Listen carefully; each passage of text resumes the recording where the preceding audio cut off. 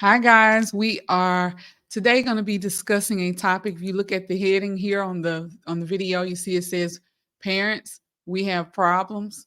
We're going to be looking at and going over some parental issues that I'm seeing. So I'm pretty much going to be reacting to different things that I've seen today. I'm going to start with a TikTok video that was sent to me by the Father God gave me regarding the WHO standards of sexuality education. Uh, the video was specifically talking about those sexuality education tips or guidelines for Europe. However, when I did a little bit digging, I found out that these are the same guidelines everywhere. And the gentleman who's in the video says that these are the same guidelines everywhere. It's very, very important because we are seeing our children go in totally different directions than they naturally themselves would go in. And we need to understand why. And why is this important for someone who comes on and shares the Bible? It's important because I believe that God has said all that needs to be said regarding men and women, their relationships, their how they are to interact with one another, what marriage is. These things have already been defined in Genesis 1 through 11. We need to go back to Genesis 1 through 11 and see what God has said about these things. But instead, we're inviting the state, the government, and to educate our children. And since they're educating our children, they're shifting the tides of what they believe and how they think. They're not teaching them. They're not learning critical thinking skills. They're learning talking points, things that they can go out into the world and parrot over and over again. They're learning what they need to think instead of learning how to think. And we as parents, we have to stay on the front lines of these issues. Throughout this time, I'm going to do a couple of episodes about parents. We have a problem. And throughout these episodes, I'm going to discuss many different things. Of course, this is one because our children are going off to school every single day, and we need to know and understand what it is that they're being taught. I'm also going to discuss when we send our children to school and the behavior issues that the parents are that students present in the school and the teachers have to deal with on a day-to-day basis. So, of course, this is a abdication of parental duty at home. Parents are not parenting the kids. They're just not parenting the kids. And they're going to look at some videos and different things that people post where they're sharing how they're going out into the street, committing crimes. We see active mischief. And some of these children are adolescents or older, or some of them are young adults. And they're going out into the streets, attacking people. They're going out into the streets and they're doing all different kinds of things, disrupting culture and society, and how this is too a parenting issue. And many people don't like to be pointed at, when they're parenting their kids. I've parented kids. I have grown up people. Okay. So I fully understand that it's not easy. And it requires a lot from parents. It requires parents to take an interest in their child. We're almost like we're on cruise control. We can just turn our children over to people and, trust that those people are going to have their best interests at heart. And I'm talking to believers. I'm talking to people who are believers, but hopefully I'm talking to people who care about their children, care enough about their children to want to know and understand what their children are being taught in schools, and if these things line up with what they believe. What I'm finding is lots of people believe along this line, and that's why there's this big push to kind of normalize all of these ideas within all of society, where people are asking for people to, respect what I believe and respect my boundaries and respect these things. They are not willing to do that same thing in return for other people. They're not willing to respect the boundaries and the norms or the values of people who don't have the same values as them. And so this is something that I think needs to be talked about. This is something that I think is very, very important. And I think as believers, we let our children go off to school, and then they come back with these ideas that are totally turned upside down from what the parents think they're teaching in the home. especially when they go off to college. And I talked about this years ago. I actually made a speech about it at church, talking about the fact that children go off to college and then they come home within a week's time, 2 weeks time, months time, however long that they're there for their initial stint. They come home and they tell the parents everything that they've learned in church they don't believe anymore. They, because they've met the atheist pastors at the Christian university. And so what we've done is we've set up our children, we set up a culture of Bible stories. We've taught them about all of the things, the different stories. They know Daniel and the lion's den. They also know Noah and the ark. And the ark looks like a bathtub boat. They see all of these things and they don't understand. They don't have a relationship with Christ. And so hopefully I'm warning parents that your children need a relationship with Christ. Ultimately, they go out into the world, they're impacted by other people, and you can do your very best to give them all of the information and the knowledge that they need, and they can still make a decision to go wayward. I was wayward when I was a child. When I got to be a young adult and outside of my parents' house, my grandparents' house, I was wayward. I did any and everything I wanted to do, and I have been raised in church my entire life. And I'm saying this so that parents can be aware of how important it is for those foundational ideas to go forward, because I believe it's what I learned in my foundational belief with my grandparents. And the way that I started to experience life did not line up with those things. But all of the sin that I participated in drove me right back, because it wasn't comfortable, it wasn't good, it didn't have good outcomes. It only brought stress and strain and problems to my life. But I had enough understanding of the word to understand that this was totally um, in opposition to how life is supposed to go, to how the believer's life goes. So I had enough down moments in order to know that I needed someone else to call out to.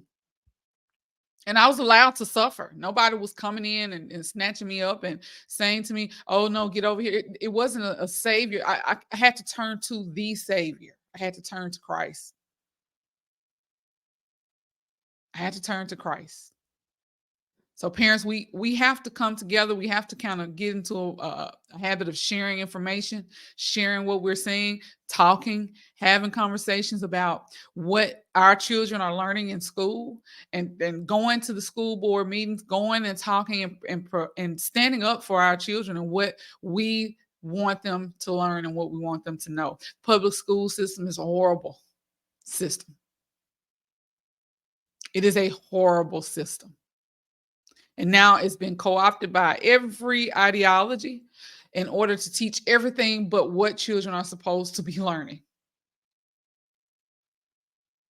It's teaching everything but what children are supposed to be learning. I can remember being a girl and going to school and never even realizing that teachers within the school were married. I remember when I first understood this, I went to church and two teachers, I didn't even pay attention. Well, one of them was my seventh grade teacher, and the other uh, would have been my eighth or ninth grade teacher. So later on, so I didn't even really notice, but I knew her and I knew him. He was my seventh grade science teacher, and she was a science teacher also. And their last name was Reed. And I knew they had the same last name, but I never even paid attention to it. I never even knew that these people were married. And when I think about what's going on now, I didn't need to know that those people were married. They had a job to do. And so when I went to school, I was in school to learn science, as a matter of fact, in those people's class. But I remember being in church and they came in together. They came in together and they came in with the child that went to my school also, that I didn't even know was their daughter, because we went to school and went to school to learn. So there were no, pictures around the room. There were no additional flag. The only thing that was in that room were things that were related to that subject.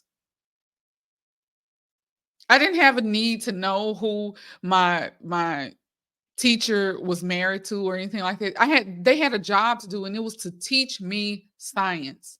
But when they came into the church together, I remember telling my grandmother, like, They're my teachers at school. She said, yeah, they're married.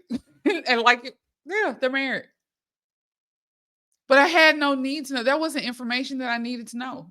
I went in their classrooms, um, and I went in their classroom to learn. And the focus was the subject at hand. It was not what they do in their private life, what they had for dinner last night. Never. I never heard any of that. And there's no need to hear any of that. So as parents, we need to come together. We need to know these things.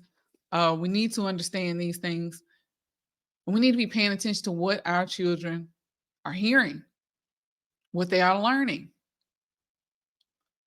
So I'm going to share with you guys the actual TikTok video that I received regarding this topic, because I think it's very, very important that we understand and we know what people are teaching our children and where they're getting these guidelines that they're teaching our children from.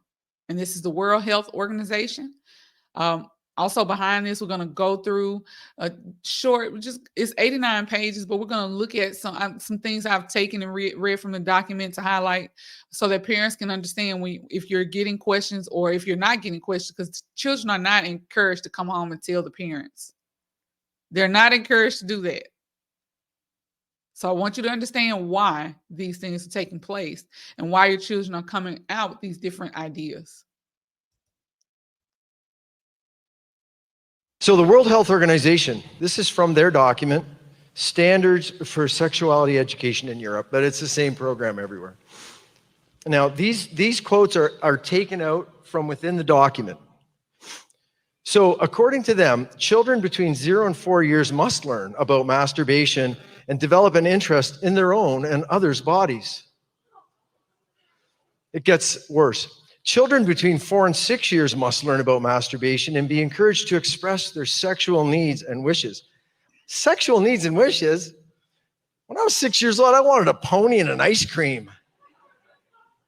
Children between 6 and 9 years must learn about sexual intercourse, online pornography, this is still children 6 to 9, having a secret love. And self-stimulation. 9-year-old, 6. Okay, and then children between 9 and 12 years should have their first sexual experience and learn to use online pornography. That's the World Homicidal Organization, and that is why I have a document. Emrys Ron. Okay. So you heard what he said there. These things are actually in the documents. These things are actually in the documents. These are the things that they're saying that children need to know at beginning at ages 4. So when they're going into preschool, 3 and 4 years old, because it's earlier and earlier now. I think in Mississippi, I've seen people have their 3-year-olds going into a Head Start program or a preschool program, and they're trying to implement these things as young as they possibly can, because they know what we already know too. If you want to teach or inculcate values, you want to set values in your child, you start when they're young. And so that's exactly what they're doing. They're shifting the value system that our children live by. They know that they can't come in and reteach parents. They fully understand that. And so what they intend to do is teach the next generation. This is Maoist China type of stuff. If we want to understand the Red Army and Mao's China, I really encourage parents to go back and do some history lessons for themselves, so they can see the scale of indoctrination that is taking place here, so they can understand what they need to do in order to turn the tide on things like this. Because if you don't turn the tide on things like this, you don't have to wonder what's going to happen, what's going to be the outcome for our students, for our children. We don't have to wonder. They actually put it in a document for us. So I'm going to share that document and kind of go over some of these things and look at the imagery that they use. I want you to understand what indoctrination is, a wrong ideology being given to people and being taught to them as fact or as truth. And the imagery that they use, this is like Hitler-esque type of type of imagery. When Hitler used to make up all of his indoctrination, all of the things that he would send out and teach in the schools, from teaching about the Jewish people being people who were coming for them, and all of these different ideas, teaching that these people were weeds and mushrooms that needed to be rooted out. He used imagery that appealed to children. In this instance, they're using imagery that appeals to teaching organizations. Now, it would be my hope that people who actually teach these things will get this type of information and look at it and, and be like, wow, this no, I don't agree with teaching this, but this is not what we see taking place. And many of the people who are getting this information are happy and glad to have it so that they can teach this information. There are people who do not agree with scripture. They don't agree with the Bible, and they think that man can reorganize society in a way that's better than the way that God has ordered society. And so that you see this being given to the teachers, and the teachers are very accepting of it. If you go on TikTok or any of those things, which is why parents should be very mindful that the children shouldn't be on those things. But if you go on there, you see people who are teachers in their classroom recording themselves saying that they go in to teach the children these types of things. They're very proud to teach these things that are in opposition to what believers believe. And they have no respect for the believers' beliefs. They call us bigoted, and they discard anything that we have to say regarding how we want our children to be taught and the values that we possess. And so this is a revised edition. And I want to mention that it's a revised edition because this has been circulating since 2009. What we're seeing now is the hard work that has been done well over 10 years now, well over 10 years, 14, 15 years, going on 15 years. And the goal is to have all of these things kind of inculcated by 2030. So they're really coming for that last generation of kids here. They're really, really coming for that last generation of kids. My daughter was born in 2009. My last child was born in 2009. And that is when this publication was first published. And I want us to take a look at the language that they're using here. It says International Technical Guidance on Sexuality Education. This is not sex education, sexuality education. So when you get into the definitions and different things that they use, they've broadened this definition of sexuality. We understand sex as a behavior. Sex is an act, right? And we understand sexuality as some sort of expression, outward expression. And so what they're saying is they're teaching the act or an understanding of the act or how the act should be understood. And they're teaching it alongside of the expressions because we want the expressions to be accepted. Everything except for heterosexual expression. Everything except for that. And it says an evidence-informed approach. But as I read throughout the document, they constantly have to say that they have no evidence. They constantly have to say that. They constantly have to say, well, the evidence is not strong on this or that. But all this jargon is written down, and it looks very evidence-based. Because language is being co-opted and used to indoctrinate children. And the people who read these things, they read it and think, oh, well, it says an evidence-based approach, an evidence-informed approach. And then you see a picture here of children on the front, and all of the, this is the United Nations, of course. When you see UN in front of anything, that's what that means. And all of these organizations have kind of given their input here. And this means nothing more than these people have taken their own ideas and then they put it in a document.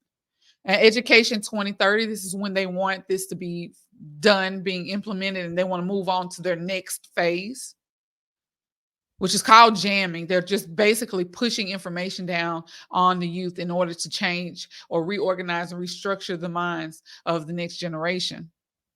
An evidence-informed approach. It's not an evidence-based approach, right? It's evidence-informed. That's very, very important. And we want to see what is their agenda, the Global Education 2030 agenda. I've highlighted the most important part of this. It says to ensure inclusive and equitable quality education and promote lifelong learning opportunities for all. So they really want to make sure that they're focusing on the inclusion, the inclusive and equitable education model. We accept everything except for anything that is what they deem heteronormative. Now, I went through and I've highlighted some things I want to point out here that it was first released in 2009. And during this period, the global community has come to embrace a bold and transformative development agenda to achieve a just, equitable, tolerant, open, and socially inclusive world in which the needs of most of the most vulnerable are met, and no one is left behind. When they're talking about most vulnerable, what they're talking about are what they've deemed minority groups, and these are just intersections. They're talking about LGBTQ. They're talking about all of these things that they've made these minorities. They're not talking about people who are actually in horrible conditions. They're trying to rewrite the social norms of countries around the world. Now, this person here is their director, and she's made a couple of more statements here that I highlighted. It says it promotes structured learning about sex and relationships in a manner that is positive, affirming, and centered on the best interest of the young person because they know what's best for young people. They're not looking for the parents to teach their children any longer. They're now co-opting the role of parents, and parents need to understand when your kids come home with these different ideas or when they're not able to express them when they're younger, but as they get older and you wonder where these things came from, as parents, we need to talk to our children, have conversation with our children, encourage an atmosphere in our homes where our children feel free to come to us and tell us whatever it is that they need to tell us so that we can give them the information that they need, and they're not going to teachers in the school who get their guidelines from these people. And they're going to say in the document that they want it done in schools because teachers are saw as trustworthy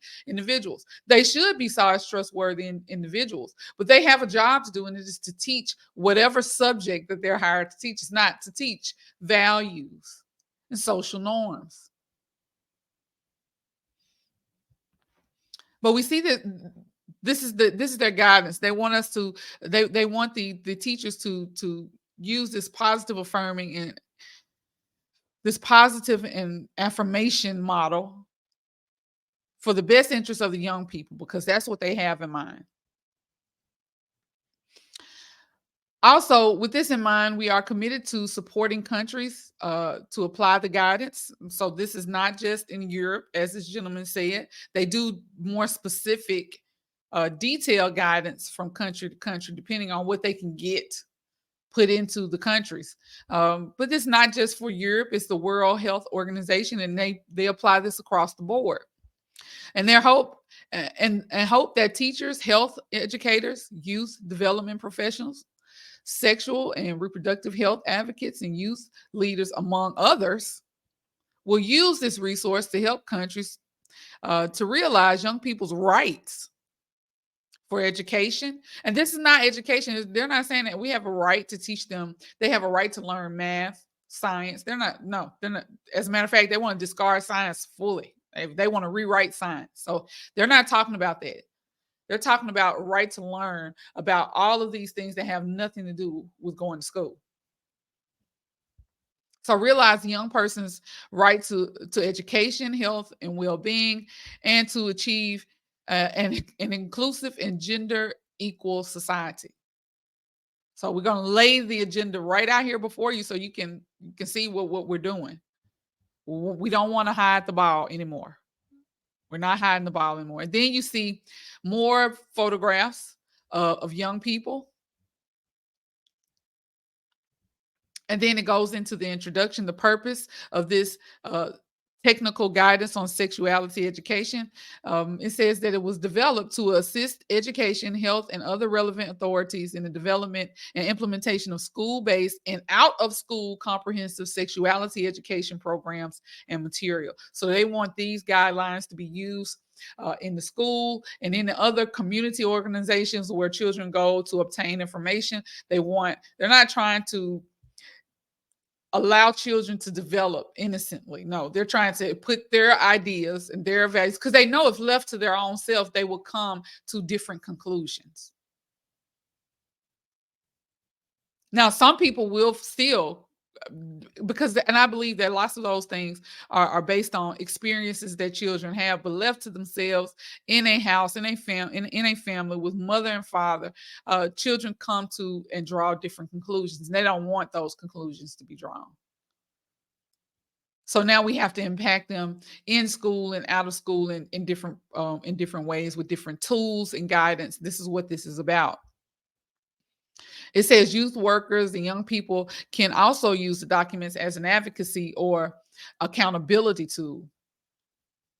For example, by sharing it with decision makers as a guide to best practices and or for its integration within broader agendas. So we want to integrate this we want to take this information and put it in broader agendas. So we want to use it along with other things. So if we're teaching math, we want to make sure that we throw in some information about this and that. So our big focus is not on the math. It's on these guidelines and standards. And I'm saying this because people, we do not read. We do not understand what's going on. We don't know how we got here. I've heard plenty of statements about how did we get here? How did we get to this place? This is how we got to this place. This is how we got to this place. If we're going about thinking that Satan is running around with red tights and horns on his head, that's not how he presents. That's not how that works at all. There's a changing of the mind. Changing of the mind. And now we're going to talk about what is comprehensive sexuality education. It is a curriculum-based process of teaching and learning about the cognitive, emotional, physical, and social aspects of sexuality. So this has nothing to do with what we see in kids' school for.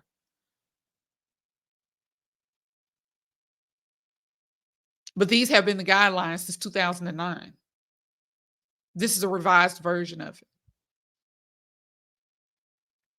Develop respectful social and sexual relationships. You don't send your kids to school to learn about the development of social and sexual relationships. That's what parents do. Consider how their choices affect their own well-being and that of others, and understand and ensure the protection of their rights throughout their lives. Again, we see the term rights. God gives rights. Schools don't, states don't, governments don't. And they take the incremental approach. This is one of their approach to delivering this information. CSE is a continual education process that starts at an early age because they know what everyone knows. You want to teach someone something, you want to give them your values or inculcate your values into them. It always starts in the youth. It's very difficult to change the minds of people who have established values. And so we start at a very early age. And so they say they start at an early age and where new information builds upon previous learning using a spiral curriculum approach. They're doing what people have done all throughout history. They didn't need the fancy terms. When children are younger, they learn to crawl, then they learn to pull themselves up. Eventually, they start taking steps and they learn to walk. They're building on what they already have learned. And the building of those muscles, that repetitive nature is what propels them forward. This is common sense. And what we have is credentialism at its finest. People who have gone to school, who have no kids, lots of them. You know, they don't have any, and not that if you don't have any children, you don't have anything to say, because hopefully you've been a child, you had parents. Hopefully, you'll still care about the young people who you impact and who you come around. But many of these people are creating guidelines to raise other people's children. And we must be aware. And this is a basic, they say they're basing their information on a human's right approach. Get down to the crux of it is based on gender equality. They're talking about gender equality. If we go throughout most of the photographs that they use here, they're targeting Black children because Black children they make up large amounts of the public school sector, and they're targeting Black children here. Sexuality is a social construct, most easily understood within the variability of beliefs, practices, behaviors, and identity. Sexuality is shaped at the level of individual practice and cultural values and norms. They know what we already know, but we as parents don't take it serious anymore. We kind of think that we can put our children like on autopilot and allow them to coast on in. Allow them to just coast on in, and whatever will be, will be. When the people who are overlords, the social overlords, the social constructionists are doing a massive experiment on our children, and we're just sitting passively by it while it's taking place. We're sitting by while it's taking place. This is a call to action. This is a call to action. All throughout this, we can't go through the whole 89-page documents, but I've read the whole document. I will share the document with anyone who would like the document. I will link it in my YouTube video. I will share it. If anyone would like it, please I have an email link there in my YouTube also where you can send me a message about it. I will send it to you. I will share it with you. I'm hoping that parents will take seriously what is happening in the schools, seeing what is happening in the schools, and then stand against those things happening in the schools. We have to take back the minds of children. That's why all the rest of the videos that I'm going to talk about is going to show the outcome of these things where parents are absent. Parents are needed in the gap. Parents have a responsibility. And it is not to be our children's friend. It is not to uphold them in the wrong. It is to raise our children. The opposite of that is you don't raise your children. And these people think it's their job to raise your children. The Bible promises very short life to a child who has no discipline. And I believe that. I believe that because I've seen that, especially in the Black community. Our children are going by the wayside because parents are absent. Parents are absent. So this is episode 1 of Parents We Have a Problem, and I hope you guys will join me on this journey of looking at just join me on this journey of looking at these different issues that parents are facing, and that's what we're going to be talking about over the next couple of weeks. So please, please, please, if you guys are out there watching, give me a like, thumbs up, share the video if you found it interesting. Talk about it in the comment section. Send me messages, send me emails. I'm going to be really doing a deep dive into this because I think we have to focus on how we get and regain the minds of the youth. You guys have a great rest of your day. Tell someone about the goodness of Jesus Christ and read your Bible. Bye-bye.